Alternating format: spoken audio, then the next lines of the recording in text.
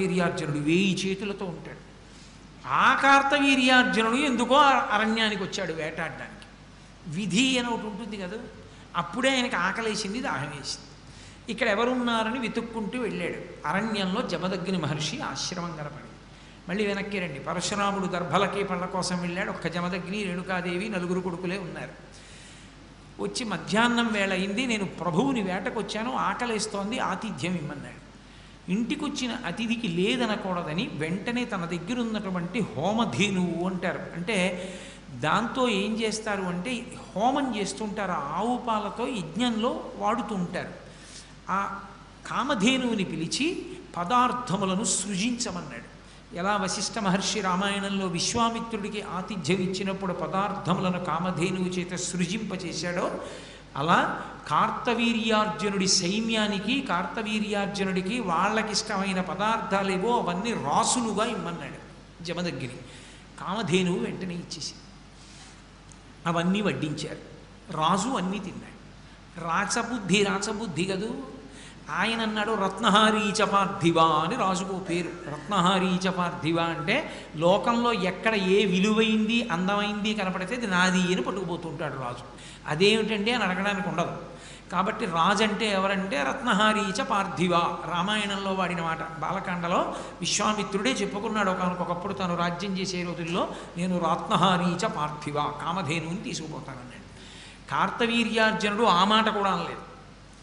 వీళ్ళని అడిగేది ఏమిట్రా, ఈ ధేను మందే రాజరికం నాది, ఈయన దగ్గర ఎందుకు హోమం చేసుకోవడానికి, ఎంతమందికైనా అన్నం పెట్టగలిగిన ఈ కామధేనువు నా దగ్గర ఉండాలి, తోలుకు రెండని వెళ్ళిపోయాడు. జమదగ్ని ఏం చేస్తాడు, చెయ్యాలనుకుంటే చెయ్యగలడు. కానీ బ్రాహ్మణ తేజస్సు దేనికి ఉపయోగపడాలంటే తనని తాను ఉద్ధరించుకోవడానికి, 10 మందిని రక్షించడానికే తప్ప 10 మందిని పాడు చేయడానికి వాడకూడదు. కాబట్టి జమదగ్ని శపించలేదు, సహనం పట్టాడు. ఆ కామధేనువుని ఎత్తుకుపోతున్నారు. ఎప్పుడైనా సర్వనాశనం అయిపోవడానికి గుర్తు ఏమిటంటే, ఒక దేశం నాశనం అయిపోతుంది అని కానీ, ఒక ఇల్లు పాడైపోతుంది అని కానీ గుర్తు ఏమిటంటే ప్రయత్నపూర్వకంగా గోవుని వేధించడం. అదే పనిగా పెట్టుకుని ఆవు కనబడితే కొడుతూ ఉండడం, ఆవుల్ని తోస్తూ ఉండడం, ఆవుల్ని సంహరించడం, ఆవుని బాధ పెట్టడం, ఇలాంటి పనులు చేస్తే కట్టి కుడిపేస్తుంది. అది రాజ్యమైతే రాజ్యము, ఇల్లు అయితే ఇల్లు సర్వనాశనమై తీరుతాయి. మీరు ఎక్కడి వాంగ్మయం చూడండి అంతే. గోవు పరదేవతా స్వరూపం, గోవు జోలికి వెళ్ళకూడదు. నీకు ఓపిక ఉంది దాని గంగడోలు నిమురు, నీకు ఓపిక ఉంది కసిన బియ్యం పెట్టు, నీకు ఓపిక ఉంది దాని పృష్ఠభాగం దగ్గరికి వెళ్ళి పసుపు రాసి కాస్త కుంకం వేయి. నువ్వు ఏమీ చేయలేకపోతే ఓ నమస్కారం చేయదు కనపడి. తప్ప నిష్కారణంగా గోవుని కొట్టావో, గోమోదక దోషం అంటే ఏ దోషం వేస్తారో తెలుసా? ఏ శంకరాచార్యుల వంటి మహానుభావుడు వచ్చి ఇంటి ముందు నిలబడితే భిక్ష వేయకపోగా తిట్టి పంపించిన ఫలితం వేస్తారు. అది వంశాన్ని కట్టి కుడుపుతుంది, ఏం మామూలుగా విడిచిపెట్టదు. అది కామధేనువు జోలికెళ్ళి ఎత్తుకుపోతున్నాడు. ఆ కామధేనువుని ఎత్తుకుపోయేటప్పుడు అది ఏడిచి, అది పెద్ద పాపం అయి కూర్చుంది. ఎక్కడ పెద్ద పాపం వచ్చింది అంటే దాని ధేనువుని వదిలిపెట్టాడు. దూడని ఆశ్రమంలో వదిలేశాడు, కామధేనువుని పట్టుకుపోతున్నాడు. ఆ ఆవు ఏడుస్తూ అంది, అయ్యో నన్ను ఇలా రాజు పట్టుకుపోతున్నాడే, క్రేపుం పాపగవలదని ఆపదలన్ పడితి ననుచు అంబాయ నచున్ చూపోపరుపులంచును. ఆ ఆవు పాపం ఎంత ఏడిచిందంటే అది అంది, గ్రేపుం పాపకుడంచును, అయ్యో పాపం నా దూడ మోరలెత్తి అరుస్తోంది, అమ్మా అమ్మా అని కట్టుకొయ్య చుట్టూ తిరుగుతూ నన్ను తీసుకెళ్ళిపోతుంటే, అందులో దూడ నుంచి వేరు చేసి ఆవుని తీసుకెళ్తున్నప్పుడు అవి రెండూ పడేటటువంటి బాధ వర్ణనాతీతంగా ఉంటుంది. అది మూత్రం విసర్జించి పేడ వేసేసి గట్టిగా కంఠానికి తాడు ఒరుసుకుపోతున్నా సరే కాళ్ళు గిటకరించి నిలబడిపోతుంది. నిలబడిపోయినా కూడా లాగేస్తుంటే పడిపోతుంది తప్ప వెళ్ళడానికి ఇష్టపడదు. దాన్ని వెనక నుంచి డొక్కల్లోనూ కొట్టి తీసుకెళ్ళవలసి ఉంటుంది. అదో కొత్త పాపం. అది ఏడిచింది కామధేను. గ్రేపుం పాపకుడంచును, నా దూడ దగ్గర నుంచి నన్ను వేరు చేయకండి అంటూ ఆపదలన్ పడితి ననుచు అంబాయ నచున్. కామధేనువుని నాకే ఇంత ఆపదొచ్చింది, ఇంత బలాత్కారంగా నన్ను ఎత్తుకుపోతున్నారని అంబా అంబా అని దూడవంక చూసి ఏడుస్తూ చూపోప నృపులంచును ఆపోవక మొదవి కొనుచు వచ్చిరిపురికిన్. ఆ ఆవు ఏడుస్తుంటే దాన్ని బలవంతంగా పలుపు పట్టుకుని ఈడ్చుకుని ఆ రాజ్యానికి మాహిష్మతీపురానికి తీసుకుపోయాడు కార్తవీర్యార్జునుడు. ఆ ఆవు ఏడుస్తూ వెళ్ళిపోయింది. పాపం ఏం చేస్తుంది? కామధేను తలుచుకుంటే పెద్ద లెక్కేం కాదు, కార్తవీర్యార్జునుడి చంపేస్తుంది. కానీ ఈశ్వర శాసనం ఒకటి ఉంది కదూ, పరశురాముని యొక్క ఆవేశం వేరుగా మారాలి. అందుకే ధేనువు అలా వెళ్ళింది. ధేనువు వెళ్ళగానే ఇంటికి వచ్చాడు పరశురాముడు. దూడ అరుస్తోంది. తండ్రి బాధగా కూర్చున్నాడు. అడిగాడు, నాన్నగారు ఏమైందండి, మన ఇంట్లో ఉండవలసిన ఆవేది అని అడిగాడు. కార్తవీర్యార్జునుడు వచ్చాడు రా, నేను ఆతిథ్యం ఇచ్చాను, ఆతిథ్యం అంతా తీసుకుని చెప్పను కూడా చెప్పలేదురా, ఆవును తోలుకు రండని దూడను విడిచిపెట్టి ఆవుని ఎత్తుకుపోయాడు రా అన్నాడు. అంత పని చేస్తాడా నాన్నగారు, చెప్తాను ఉండండి అని వెంటనే తన పరశువు తీసి భుజాన వేసుకుని పరిగెత్తాడు. ఆ కార్తవీర్యార్జునుడు తన సైన్యంతో వెళ్ళిపోతున్నటువంటి పట్టణం దగ్గరికి వెళ్ళాడు. ఆయన చుట్టూ అనేక మంది రాజులు ఉన్నారు. ఆయన చూశాడు. ఎరా, నువ్వు ఆవుని విడిచిపెడతావా, నాతో యుద్ధం చేస్తావా అని అడిగాడు పరశురాముడు. కార్తవీర్యార్జునుడు అన్నాడు, బ్రాహ్మణుడు వెర్రివాడు, బాలుడు వెర్రి బ్రాహ్మణుడు, బ్రాహ్మణువోలెను ఉండలేక భూపాలులతోడ భూరి బల సత్వులతోడ భయంబు తక్కి కయ్యాలకు వచ్చినాడు. మనయందిక పాపము లేదు, లెండు ఏల ఉపేక్షింపగ నీ భూసురుని, నేయుడు వేయుడు కూల్చుడిమ్మహిన్ అన్నాడు. బాలుడు వెర్రి బ్రాహ్మణుడు. బ్రాహ్మణుడు అంటే అంత చులకన, గర్వం ఎక్కువైపోతే ఏమవుతుంది? ఇదం క్షాత్రం ఇదం బ్రాహ్మం అని ఆఖరికి ఆయన విజృంభించిన తర్వాత తెలిసింది. ఒక్క ఆవు వల్ల పరశురామావతారం అంత క్రౌర్యానికి వెళ్ళిపోయింది. పరశురామావతారం 21 మాటలు దండయాత్ర చేసి క్షత్రియుల్ని చంపడానికి కారణం గోవు జోలికి వెళ్ళడమే. కాబట్టి ఇప్పుడు ఆ కార్తవీర్యార్జునుడు పరశురాముడిని చూసి అన్నాడు, బాలుడు వెర్రి బ్రాహ్మణుడు. బ్రాహ్మణ పిల్లాడు కదూ, వెర్రేడు, ఏమీ తెలియదు. బ్రాహ్మణుని ఓలెను ఉండలేక, బ్రాహ్మణుడు అంటే ఎవడైనా ఎత్తుకుపోయినా ఏడుస్తూ కూర్చోవాలి, పిరికాడు కాబట్టి యుద్ధాలకి రావడం ఏంటి, యుద్ధానికి వచ్చాడు కాబట్టి మన ఎందిక పాపము లేదు. బ్రాహ్మణుణ్ణి మనం చంపితే తప్పు, వాడే యుద్ధానికి వస్తే తప్పేమిటి, చంపవతల పారేయండి అన్నాడు. కాబట్టి లెండు లేవండి, ఎందుకు ఈ భూసురుణ్ణి క్షమించడం, నేయుడు వేయుడు కూల్చుడిమ్మహిన్, చంపేసేయండి బ్రాహ్మణుడు అన్నాడు. అనేటప్పటికీ రాజులు సైన్యం అందరూ కలిశారు, ఆయన మీద బాణప్రయోగం మొదలుపెట్టారు.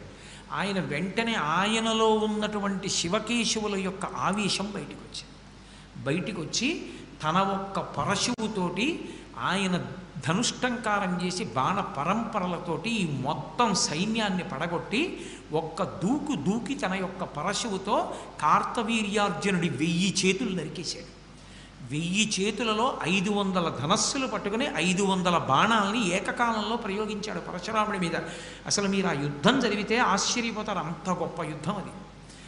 అంత గొప్ప యుద్ధంలో ఆ కార్తవీర్యార్జునుడు వేసినటువంటి బాణములన్నింటినీ కూడా పడగొట్టడమే కాకుండా కార్తవీర్యార్జునుడి 1000 చేతులు నరికేసి ఆయన కంఠాన్ని నరికేశాడు. కార్తవీర్యార్జునుడు చచ్చిపోయాడు. ఆ నెత్తురోడిపోతున్నటువంటి పరశువుని పట్టుకుని తిరిగి వచ్చాడు తండ్రి దగ్గరికి ఆవును తీసుకుని.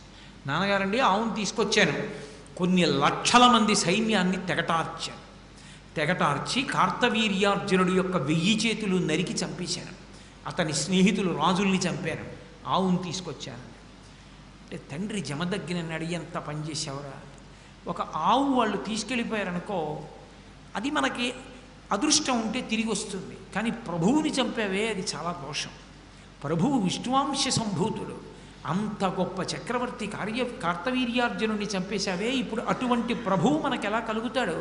బ్రాహ్మణునికి అన్నిటికన్నా ఉండవలసిన లక్షణం క్షమ, ఓర్పు ఉండాలి. నీకు ఆ ఓర్పు లేదురా. క్షమ కలిగిన సిరి కలుగును, క్షమ కలిగిన వాణి కలుగు సౌఖ్యములెల్లను, క్షమ కలిగిన తొన కలుగును, క్షమ కలిగిన మెచ్చు సౌరి సదయుడు ఎప్పుడు. ఆ క్షమ ఓర్పు ఉందే బ్రాహ్మణుడికి, ఆ ఓర్పు అన్నది ఉంటే క్షమ కలిగిన సిరి కలుగును. బ్రాహ్మణుడికి ఓర్పు అన్నది ఉంటే తప్పకుండా ఐశ్వర్యం కలుగుతుంది. క్షమ కలిగిన వాణి కలుగు, ఆ ఓర్పు ఉన్న బ్రాహ్మణుడికి తప్పకుండా సరస్వతి కటాక్షం ఉంటుంది, సర్వ సౌఖ్యములు అబ్బుతాయి, అన్నీ కలుగుతాయిరా. అన్నిటినీ మించి ఇంకొకటి తెలుసా?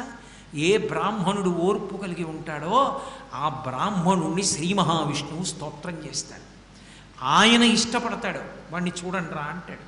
విష్ణువు సంతోషించి ఎవరి గురించి చెప్తాడు అంటే ఓర్పు కలిగిన బ్రాహ్మణుడి గురించి చెప్తాడు. యథార్థం. కుచేలుడు అంత దరిద్రంలో ఉన్న ఓర్పుతో కూర్చున్నాడంతే.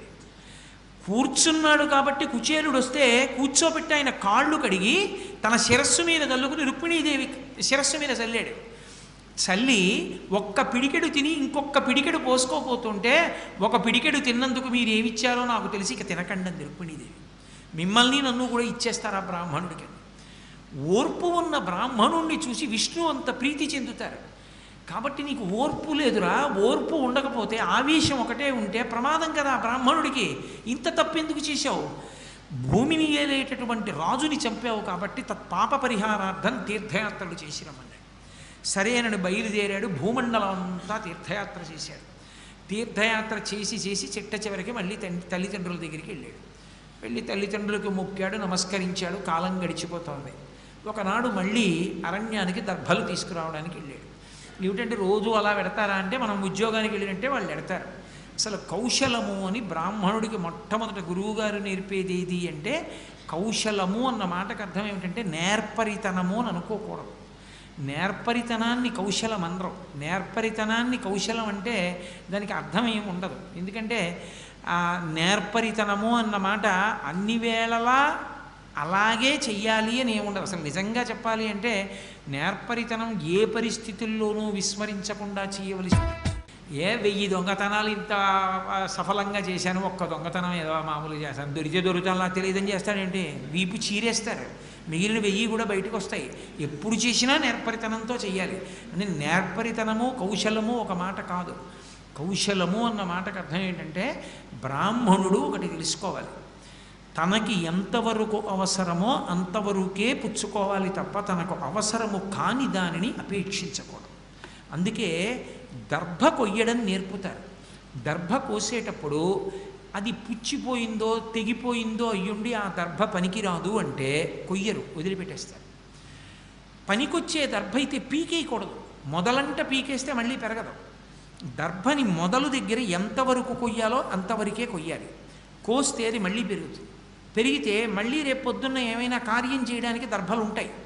అందుకని దర్భని ఎలా కొయ్యాలో ఎంతవరకు అవసరమో అంతవరకు మాత్రమే కోసేటటువంటి విద్య గురువుగారు మొదట తన శిష్యుడికి నేర్పితే వాడు జీవిత పర్యంతము ఎంతవరకు సమాజంలోంచి భోగాన్ని తాను తీసుకోవాలో అంతవరకే తీసుకుంటాడు తప్ప అంతకన్నా ఎక్కువ వాడుకోడు. ఆ కౌశలం రావడానికి కుశ అంటే దర్భ కొయ్యడం దగ్గర ప్రారంభమవుతుంది ఆ విద్య. గురువుగారు నేర్పుతారు కాబట్టి దర్భలు యజ్ఞయాగాది క్రతువులలో అవసరం కాబట్టి రోజూ దర్భలు తెచ్చుకుంటూ ఉంటారు. అందుకని ఆయన దర్భలు తేవడానికి పళ్ళు తేవడానికి అరణ్యంలోకి వెళ్ళాడు. ఇక్కడ జమదగ్ని ఒక్కడే కూర్చుని ఉన్నాడు. ఆ కార్తవీర్యార్జునుడి యొక్క కుమారులు ఉన్నారు, వాళ్ళకో శాపం ఉంది. ఇప్పుడు మళ్ళీ నేను కార్తవీర్యార్జున చరిత్ర గురు చరిత్ర చెప్పట్లేదుగా, దాని జోలు కొద్దిగా వినండి చాలు. నీకు చాలా ఉత్సాహవంతులు వీరులైన కొడుకులు పుడతారు, ఆ ఉత్సాహమే వాళ్ళ కొంప ముంచేస్తుందని వాళ్ళకో శాపం ఉంది. అందుకని వాళ్ళు బయలుదేరి జమదగ్ని దగ్గరికి వచ్చారు. మా నాన్నని చంపేసిన వాడు ఈ జమదగ్ని కొడుకైన పరశురాముడి, కాబట్టి ఈ జమదగ్ని చంపేస్తామని కూర్చున్నవాడిని కూర్చున్నట్టు కత్తిపెట్టి తల నరికేశారు. ఆయన ఒరిగిపోయింది ఆయన శరీరం ఒరిగిపోగానే ఈ పరశురాముడు వెళ్ళి ఆ అరణ్యంలో ఉన్నటువంటి వాడిని పిలిచారు. పిలుస్తూ ఆ తల్లి జమదగ్ని యొక్క భార్య ఆ పడిపోయినటువంటి జమదగ్ని యొక్క శరీరం మీద పడి గుండెలు బాదుకుంటూ ఏడుస్తూ పిలిచింది. భార్గవరామ భార్గవరామ భార్గవరామ అని అరిచింది. ఇన్ని మాటలు అరిచింది ఏం చెప్పారంటే మహాభారతంలో మున్నేడు మాటలు అన్నారు. అంటే 21 మాటలు అరిచింది. ఆ అరవడం కూడా ఎలా అరిచిందంటే పరశురాముడు లెక్క పెట్టుకోవడానికి అవకాశం ఉండేటట్లుగా అరిచింది. అన్ని మాటలు అరిస్తే ఆయన అరణ్యంలో ఉన్నవాడు విన్నాడు, నా తల్లి ఎందుకు ఇంత ఎలుగెత్తి ఏడుస్తూ అరుస్తోంది అని. పరుగున వస్తూ లెక్క పెట్టుకున్నాడు ఎన్ని మాటలు పిలుస్తోంది అని. ఆశ్రమానికి వచ్చేటప్పటికి 21 మాటలు పూర్తయి. చూశాడమ్మా, ఎవరు చేశారు ఈ పని అని అడిగాడు. నువ్వు కార్తవీర్యార్జునుణ్ణి చంపేశావన్న కక్షతో కార్తవీర్యార్జునుని యొక్క సంతానం వచ్చి మీ తండ్రి అయినటువంటి జమదగ్ని చంపేసింది అన్నాడు. వెంటనే ఆయనకి కోపం వచ్చి, అమ్మా ఈ క్షత్రియులు దురహంకారులు, భూమిని పరిపాలించవలసినటువంటి క్షత్రియులు యుక్తాయుక్త విచక్షణ లేకుండా ప్రవర్తిస్తున్నారు. ఒకప్పుడు ఆతిథ్యం పొంది ఆవుని ఎత్తుకుపోయారు. ఆవుని ఎత్తుకుపోతే నేను ఆవుని విడిచిపెట్టమని అడిగితే బ్రాహ్మణుడు వెర్రివాడు చంపేసేయమన్నారు. నేను యుద్ధం చేస్తే నా చేతిలో చచ్చిపోయాడు. ఆయన ఆవుని విడిచిపెట్టలేదు కాబట్టి యుద్ధం చేసి చంపాను. నేను లేనప్పుడు దొంగ దెబ్బ తీసి నా తండ్రిని చంపారు. ఈ క్షత్రియులు బతకడానికి వీల్లేదమ్మా. నువ్వు 21 మాటలు గుండెలు బాదుకుని అరిచావు కనుక 21 మాటలు ఈ భూమండలం అంతా తిరుగుతాను. క్షత్రియుడన్నవాడు కనబడితే చంపేస్తాను. గర్భస్థ పిండమై ఉన్నా కూడా విడిచిపెట్టను, శిశువు అయినా కూడా విడిచిపెట్టను. క్షత్రియుడన్నవాడు ఈ భూమి మీద ఉండడానికి వీల్లేదు. అదే కృష్ణ భగవానుడు ధర్మరాజుతో అంటాడు, కొద్ది వంశములు మాత్రమే సుక్షత్రియ వంశములు మిగిలాయి, మిగిలిన వంశాలన్నీ అంతరించిపోయాయి పరశురాముడి చేతిలో. అలా మిగిలిపోయిన వంశాల్లో ఇక్ష్వాకు వంశం, చంద్రవంశం అటువంటివి కొన్ని ఉన్నాయి. మిగిలిన వాళ్ళు ఎక్కడైనా కొద్దిమంది క్షత్రియులు ఉంటే వాళ్ళు 3 ప్రదేశాల్లో దాక్కున్నారు. ఒకటి ఆవుల మందలలోకి వెళ్ళిపోయి దాక్కున్నారు. ఆవుల మందలలో ఉంటే మాత్రం ఆయన తొందరపడి గబగబా రాడు, ఎందుకంటే ఏ ఆవు అయినా చెనకబడుతుందని ఆగుతాడు. నేను గోవుల మందలలోకి వెళ్ళి దాక్కున్నారు. కొంతమంది ఆడవాళ్ళు నివసించేటటువంటి ప్రదేశాలలోకి వెళ్ళి దాక్కున్నారు. ఆడవాళ్ళు ఉన్న చోటికి వెళ్ళడు. ఆడవాళ్ళు ఉన్న చేతికి గాజులు ఇలా ఇలా చూపించినా ఇక లోపలికి రాడు పరశురాముడు. అందుకని కొంతమంది క్షత్రియులు గాజులు వేసుకుని ఆయన వస్తుంటే చేతులు బయటికి పెట్టి చప్పుడు చేశారు. ఆడవాళ్ళు ఉన్నారని వెళ్ళిపోయాడు. అలా బతికారు కొంతమంది. మిగిలిన వాళ్ళందరినీ చంపేశాడు. శిశువుల్ని కూడా మిగల్చలేదు.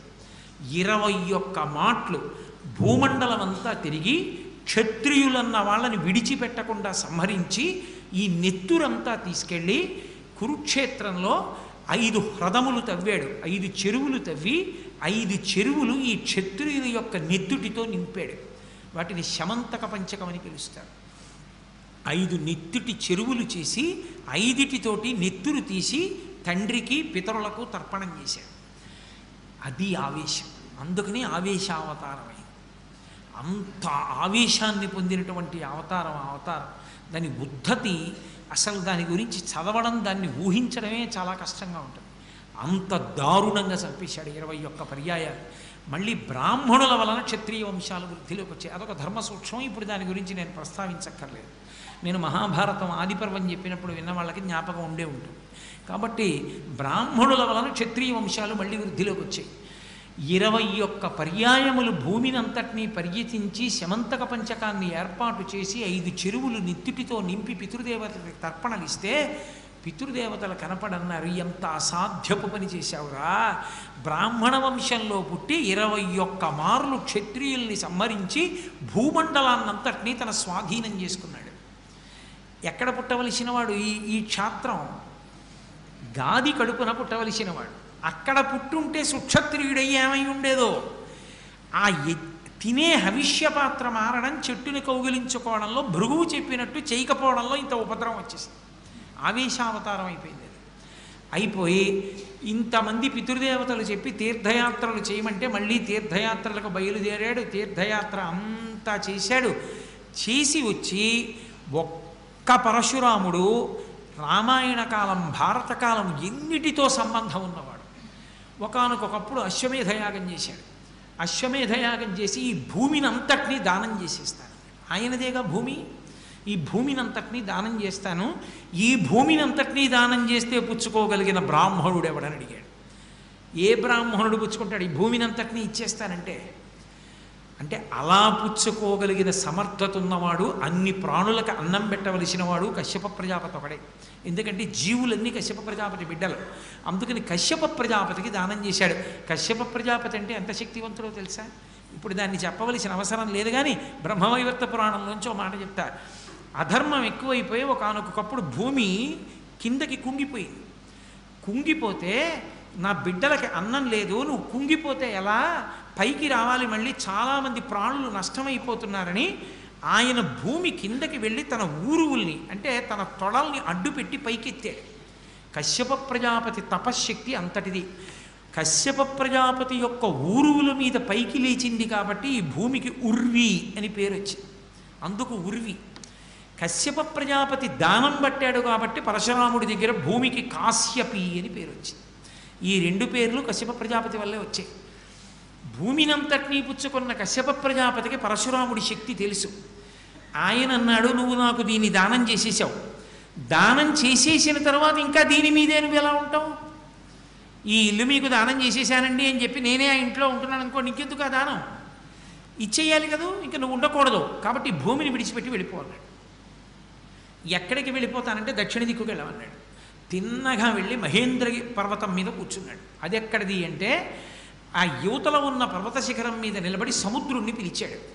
పిలిచి, నేను నిలబడడానికి భూమి లేదు, కశ్యప ప్రజాపతికి ఇచ్చేశాను, కాబట్టి నేను నిలబడడానికి కొంత భూమిని సముద్రమా వెనక్కి వెళ్ళన్నాడు. అంటే సముద్రానికి భయం వేసింది, అసలే కోపిష్టి. వెనక్కి వెళ్ళంటే ఎంత వెనక్కి వెళ్ళాలి? బాగా వెనక్కి వెడితే ఎవడిమ్మన్నాడంతా, నేను ఆశపోతున్నా అంటాడు. తక్కువ ఇస్తే ఏమిటి నీ అహంకారం అంతే ఇస్తావా అంటాడు. 21 మాటలు క్షత్రియుల్నే చంపినవాడు, కార్తవీర్యార్జునుడిని చంపాడు, నేనే పాటి. భయం వేసి ఆవిడ సముద్రుడు అన్నాడు, నేను వెనక్కి వెళ్ళడం కాదు, నేను ఎంత వెనక్కి వెళ్ళాలో నువ్వే చెప్పన్నాడు.